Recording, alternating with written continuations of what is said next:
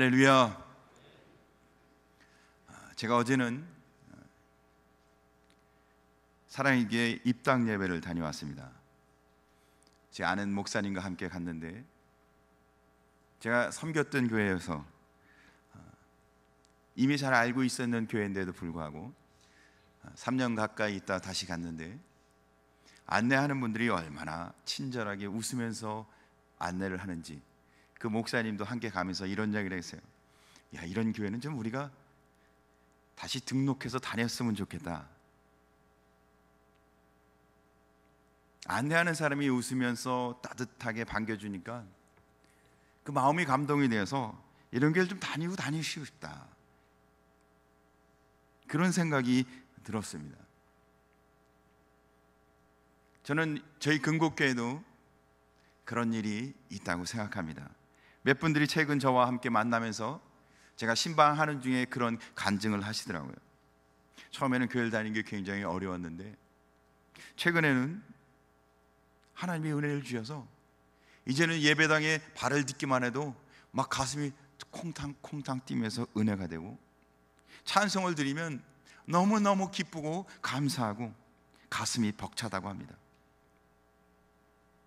오늘도 제가 한 분을 뵈니까 그분이 힘든 중에도 내가 예배를 드리러 오셨다고.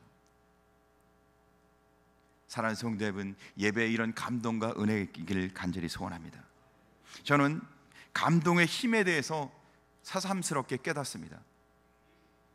감동받으면요, 마음의 문이 열리고 하나님을 만나고 인생이 바뀌고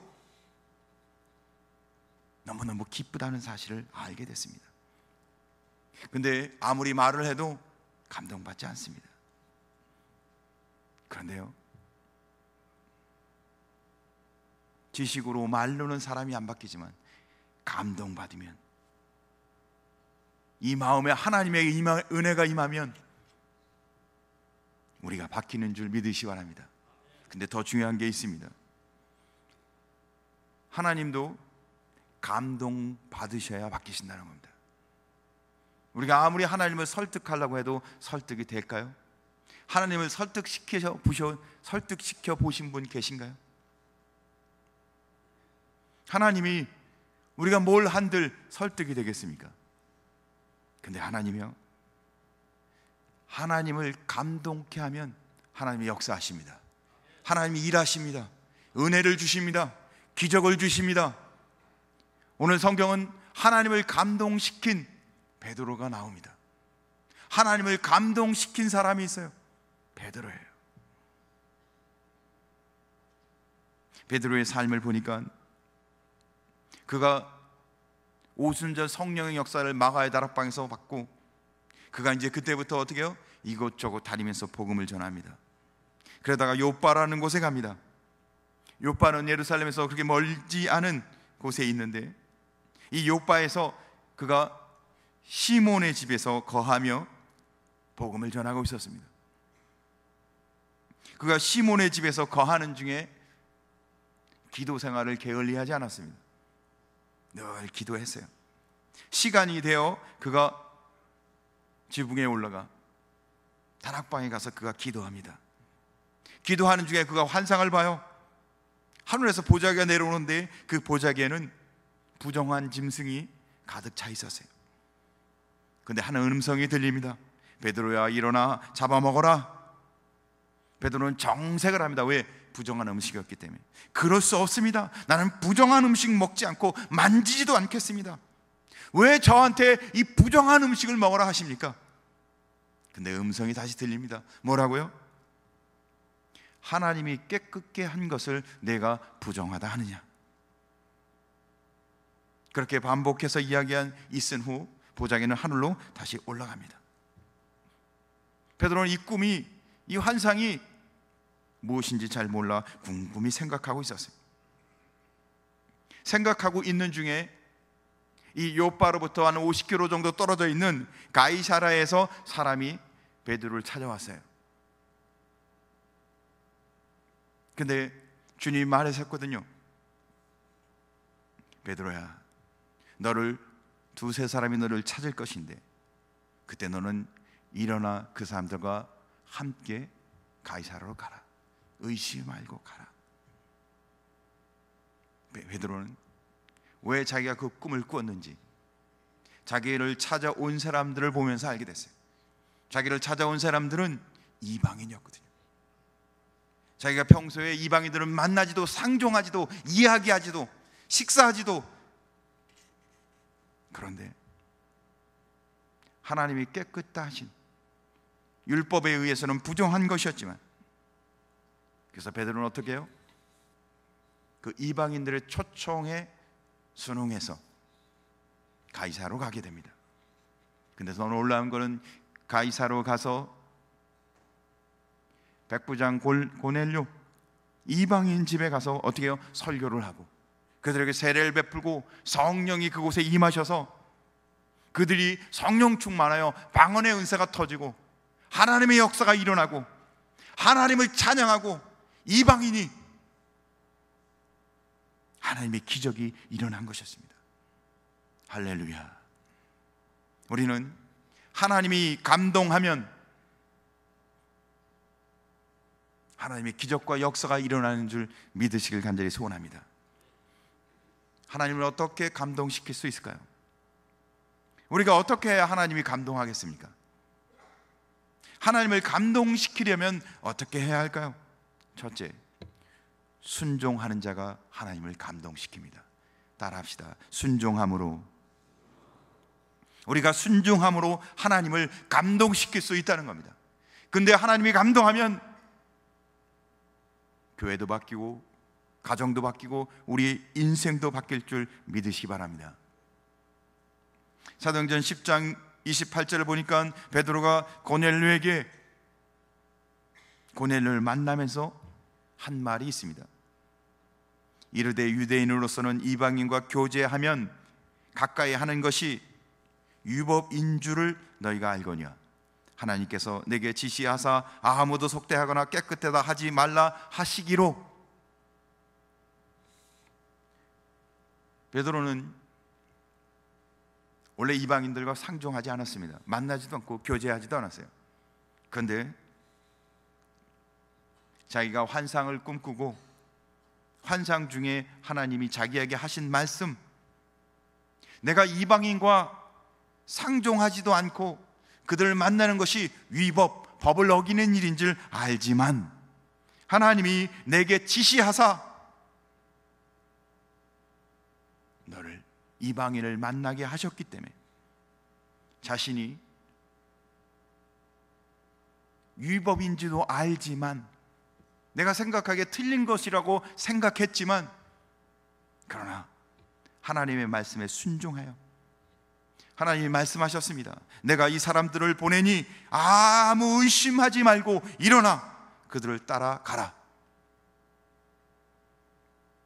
사랑하는 성도 여러분, 하나님이 말씀한 것에 순종하는 성도 되길 간절히 소원합니다. 사실 베드로는 유대인이었고 고넬료는 이방인이었습니다. 아무리 복음을 잘 전하는 수제자 베드로였지만 이방인의 집에 가서 함께 음식을 먹고 교제했다는 소문이 퍼지면 베드로는 이 소문에 의해서 큰 어려움을 당할 수 있었습니다. 손해를 볼 수도 있었습니다. 불이익을 당할 수 있었습니다. 그러나 베드로는 자기가 당할 불이익, 손해, 앞으로 자기에게 어떠한 일이 생길 것을 잘 알았지만 그럼에도 불구하고, 따라합시다. 그럼에도 불구하고 하나님의 말씀에 순종합니다. 그래요. 베드로는 하나님이 내가 이 사람을 보내니, 고넬료도 기도하는 중에 꿈을 꾸고 사람을 베드로에게 보내는데 그 사람들이 베드로가 기도하는 중에 환상을 보고 그 일을 생각하고 있는 중에 그 사람들이 이 요빠에 도착했던 것입니다. 주님은 그렇게, 하나님이 베드로에게 그렇게 말합니다. 내가 이 사람들을 보냈으니 아무 의심하지 말고 일어나 그들에게 가라. 그 말씀에 순종했다는 겁니다. 그래서 베드로는 이제 요빠에서 어떻게 해요? 그 사람들과 함께 가이사라로 갑니다. 이 일은 하나님 앞에 순종한 베드로의 모습이었습니다. 그런데 하나님은 순종할 때 그 모습을 기뻐하십니다. 하나님은 말씀에 순종한 사람에게 감동을 받습니다. 우리가 하나님 말씀에 순종하면 역사가, 기적이, 하나님의 은혜가 일어나는 줄 믿으시기 바랍니다. 아프리카 선교하고 있던 어느 한 선교사님의 실제 있었던 간증입니다. 아들과 함께, 아프리카는 굉장히 덥잖아요. 아들과 함께 이제 밖에 나와서 큰 나무 그늘 밑에서 쉬고 있었습니다. 그래서 선교사님은 잠깐 뭐 일이 있어서 왔다 갔다 하고 있는데, 아들은 그늘 밑에서 시원한 곳에서 장난하고 놀고 있었어요. 그래서 아들이 그늘 밑에서 놀고 있는 중에 갑자기 아빠가 저쪽에서 조용한 목소리로 이야기합니다. 아들, 엎드려. 아빠가 엎드려 하니까 이 아들이 막 자기가 놀다가 아빠 말대로 그대로 엎드렸어요. 엎드리니까 이 아빠가 다시 조용한 얘기로 이야기합니다. 아들, 살살 기어와. 그러니까 이 아들이 또 아빠 말에 그대로 순종해서 살살 기어갑니다. 그 어느 정도 기니까 아빠가 다시 이야기해요. 아들, 이제 일어나도 돼.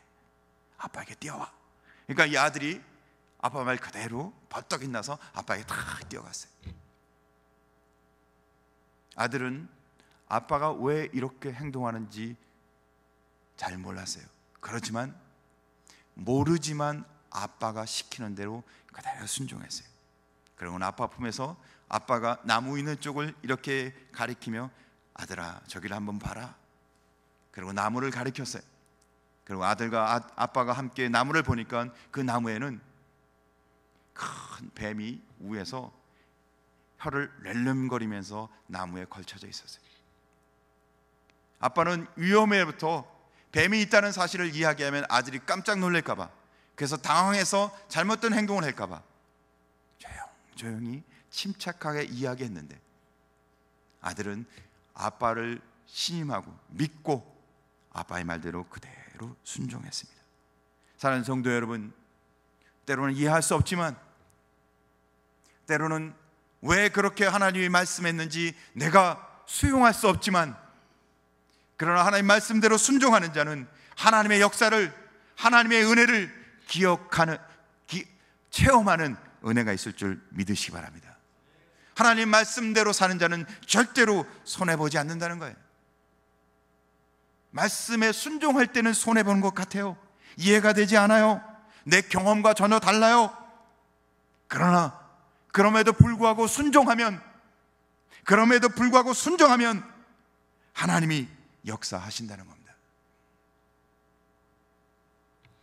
오늘 우리는 재직 임명도 있습니다. 그리고 연말이 되면 이제 내년에 일꾼들을 세우기도 하지만 또 훈련을 지원받기도 합니다. 성장반, 제자훈련, 전폭훈련, 여러 훈련들을 우리가 또 지원받습니다. 사랑하는 성도 여러분, 내년 계획이 어떤지 잘 모르겠습니다. 그러나 여러분, 하나님이 오늘 이 교회를 통해서 여러분들에게 말씀하는 대로 그대로 믿고 순종하는 순종의 사람이 되시길, 그러면 하나님이 여러분의 삶과 가정과 섬기는 사역 위에 복을 주실 줄 믿으시기 바랍니다.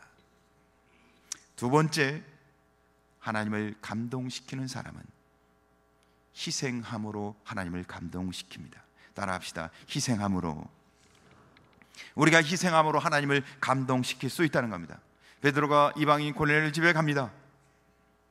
베드로는 마음속에 이방인도 유대인도 모든 사람이 다 복음을 들어야 될 줄 알았습니다. 그러나 사실은 그 환상을, 기도 중에 환상을 보기 전까지는 그렇지 않았습니다. 이방인이 아닌 유대인에게만 복음을 전해야 한다고 생각했습니다. 혹 이방인에게 복음을 전하면 왕따가 되고, 혹 자기가 갖고 있는 사도권도 박탈될 거라고 생각했습니다. 그런데 오늘 사도행전 11장 2절 3절을 보면 그가 그런 위험에 처할 수 있다는 사실을 이야기하고 있습니다. 사실은 이 고넬료 집에 방문한 이후에 예루살렘으로 갔는데 성경을 보니까 이렇게 기록되어 있어요. 베드로가 예루살렘에 올라갈 때 할례자들이 비난하여 이르되 내가 무할례자의 집에 들어가 함께 먹었다 하니, 그러니까 유대인인 할례 받은 사람이 할례 받지 않은 사람의 집에 가서 밥 먹은 것을 비난받고 있다는 겁니다. 그러니까 유대인이 이방인과 함께 밥을 먹거나 이야기를 나눴고 하면 그 당시에는 비난받고 사도권도 박탈되고 불이익을 당하고 그러는 것이 당연하다는 겁니다. 그러니까 자기가 지금까지 사도로서의 권위를 갖고 쌓아온 모든 명성을 다 잃어버릴 수도 있고, 존경받는 수재로서의 자리도 빼앗겨 버릴 수 있고, 세상으로부터 버림받고 교회로부터 버림받고 자기가 손해볼 수 있었다는 거죠. 근데 베드로는 그 희생을 다 각오하고 순종했다는 겁니다. 희생을 각오했기 때문에 순종할 수 있었던 겁니다. 근데 희생을 각오하고 순종했기에 하나님이 감동하사 베드로의 사역 가운데 큰 은혜를 주시고 베드로의 사역 가운데 역사하신 줄 믿으시기 바랍니다. 마가복음 14장에 보면 하나님을, 주님을 감동시킨 여인이 있습니다. 그 여인 이름은 마리아예요. 마리아는요, 노동자 1년치의 월급만큼 비싼 옥합을 가지고 와서 그 옥합을 깨트려 그 향기로운 기름으로 예수님의 머리에 붓고 발에 붓고 자기 머리털을 통해서 예수님의 발을 씻겨드립니다. 근데 그 옥합은 당시에 처녀들이 갖고 있었는 건데, 처녀들이 왜 옥합을 준비하냐면 그 처녀들이 시집 가기 위해서 준비한 거예요. 그러니까 그 옥합이 1년치의 월급이니까 굉장히 비싸기도 하지만 값어치가 있는 것이기도 하지만, 처녀가 옥합을 깨뜨리는 것은 자기가 시집 가기 위해서 준비했던 것을 깨뜨린 거예요. 그러니까 어떻게 해요? 시집 가는 것을 포기한 겁니다. 주님을 위해 시집 가기를 포기한 거예요. 주님을 위해 내가 가장 소중하게 내 인생에 가장 중요한 것을 포기한 거예요. 포기할 줄 아는 자, 희생할 줄 아는 자, 하나님은 그런 자에게 감동을 받으셔서 그의 인생에 복을 주시는 줄 믿으시기 바랍니다. 마가복음은 말합니다. 내가 진실로 너에게 이르노니 온 천하 어디든지 복음이 전파되는 곳에 이 여자가 행한 일을 기억하리라.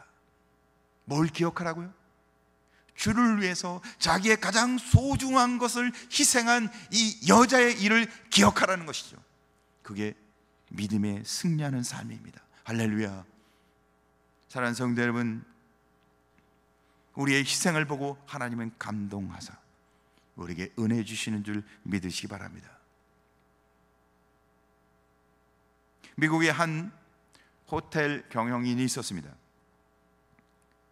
그는 어루브 크리거라고 하는 사람인데, 그가 호텔을 매입했습니다. 근데 이 호텔은요, 객실보다도 술을 파는 바가 있었어요. 이 호텔에는 가장 매출액이 높은 곳이 이 술 파는 바였습니다. 한 달에 $10,000 이상의 수입이 이 바로부터 나왔어요. 객실이나 다른 것들보다 이 바가 술 파는 것이 가장 잘 되는 호텔이었습니다. 근데 이 어르브는 이 바를 없애고자 했어요. 지배인이 와서 이야기합니다. 이 바를 없애면 호텔 경영이 안 됩니다. 호텔을 절대로 앞으로 경영하기 어렵습니다. 팔면 안 됩니다. 없애면 안 됩니다. 그래도 어르브는 신앙인이었기에 저는 술을 팔 수 없습니다. 망할지라도 술은 팔 수 없습니다. 그래서 바를 없애고 그 바 자리에 찻집을 만들고 카페를 만들고 그렇게 바꿨어요. 하나님 앞에 자기가 손해를 볼지라도 망할지라도 나는 그렇게 할 수 없습니다. 그런데 그 호텔을 인수한 지 5년 만에 호텔의 전체 수익률은요 20% 이상, 30% 이상의 증가율을 나타냈습니다. 호텔에 손해가 볼지라도 나는 신앙인으로서의 양심을 팔아가며 술을 팔며 경영하지는 않겠습니다. 그의 결단이 하나님을 감동시킨 것입니다. 사랑하는 성도 여러분, 주님을 위해 희생하고자 하는 자, 주님을 위해 옥합을 깨뜨리는 삶, 희생하고 헌신하면 하나님은 우리의 삶 가운데 책임져 주시는 줄 믿으시길 주님을 축복합니다. 사실 우리가 내년 계획이 어느 정도 다 세워집니다. 내년은 뭘 할까? 어떻게 할까? 상황과 여건 우리가 나름대로 생각할 수 있습니다. 그러면 이것저것 생각해보면 나는 내년을 못하겠네, 안 되겠네.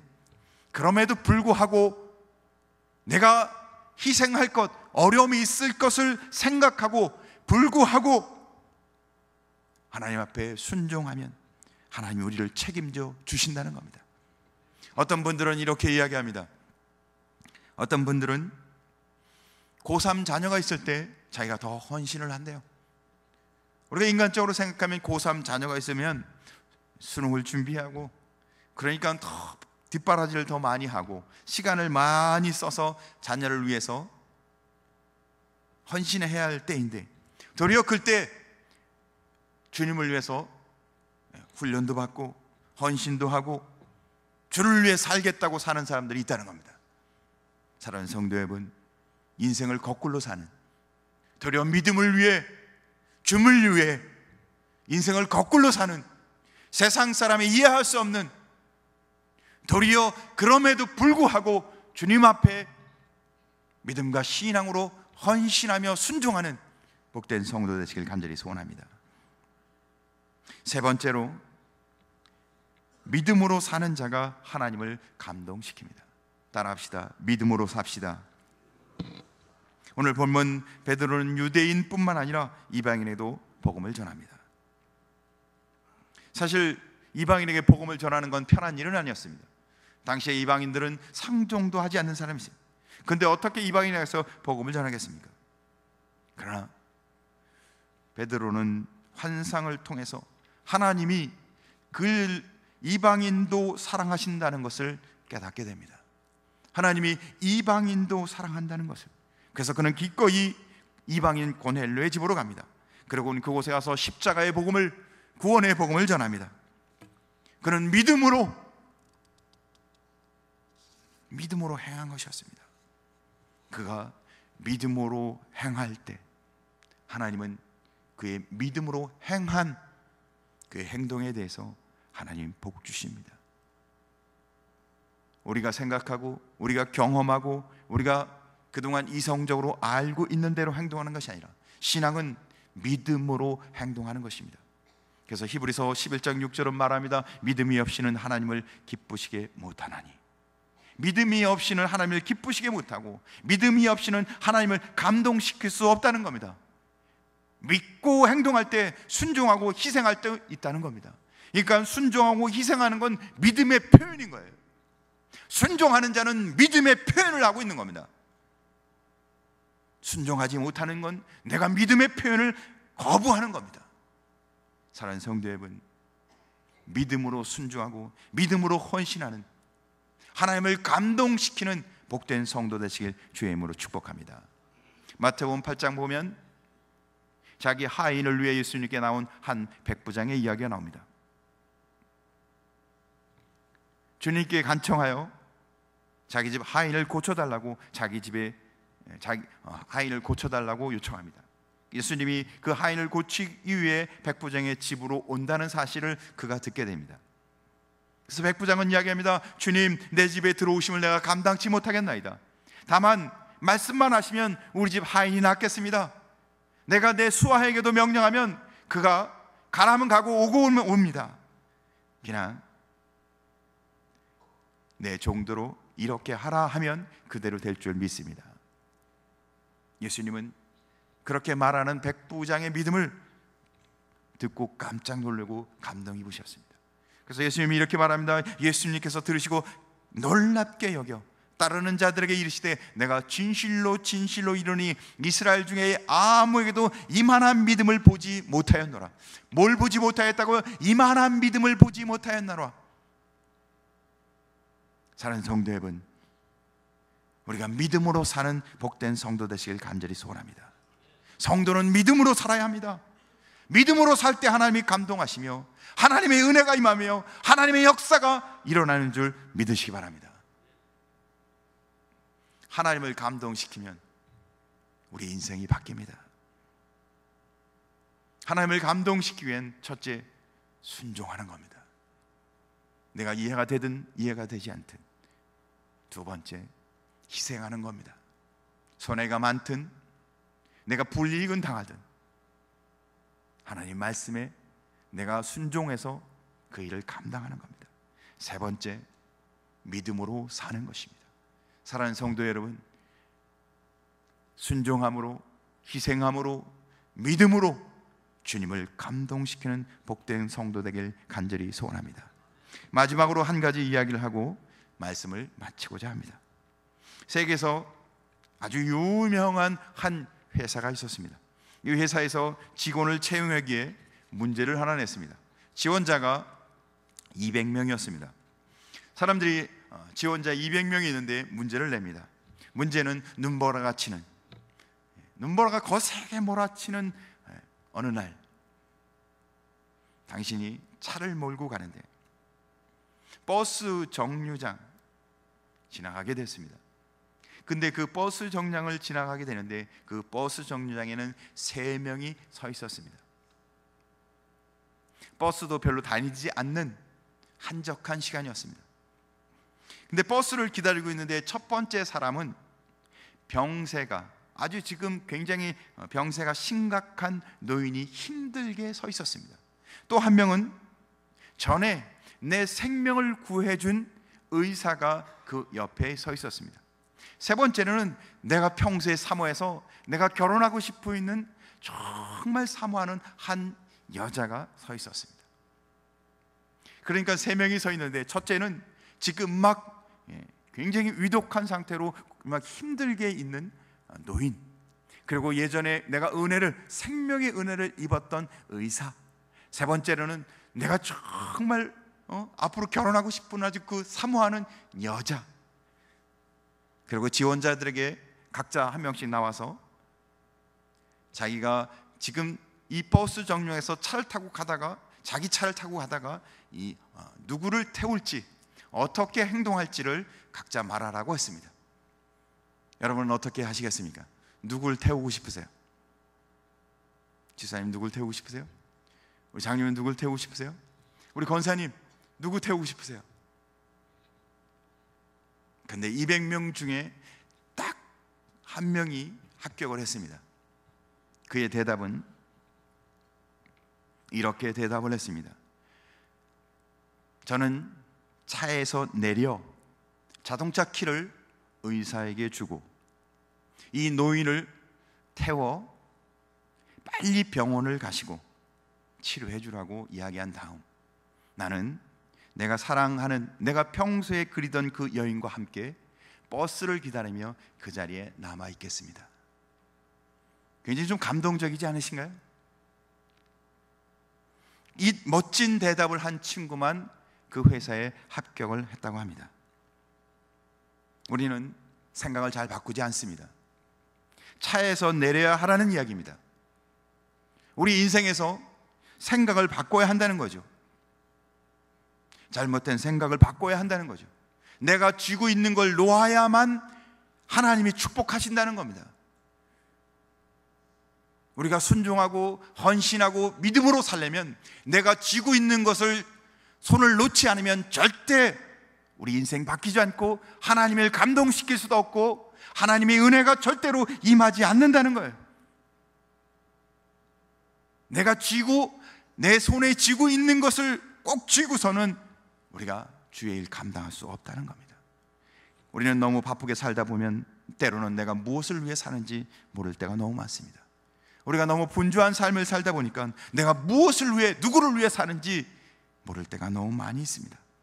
사랑하는 성도 여러분, 먹든지 마시든지 무엇을 하든지 주의 영광을 위해 사는 성도 되길 간절히 소원합니다. 우리가 주님께 초점을 맞춰 주를 위해 사는, 하나님의 은혜를 위해 사는 성도가 되시길 간절히 소원합니다. 우리는 친구도, 이웃도, 자녀도, 가족도 굉장히 소중합니다. 그러나 그 무엇보다도 하나님을 기쁘시게 하는 성도 되어야 할 줄 믿으시기 바랍니다.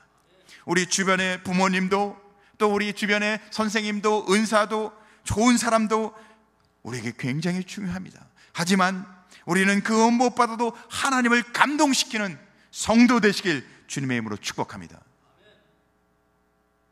우리가 이해가 되지 않을지라도, 때로는 손해볼 것 같지만, 때로는 경험과 이성에 따라 전혀 다르지만, 주님이 주시는 말씀에 순종하며 주님을 위하여, 영광을 위해 사는 복된 성도 되시길 주님의 이름으로 축복합니다.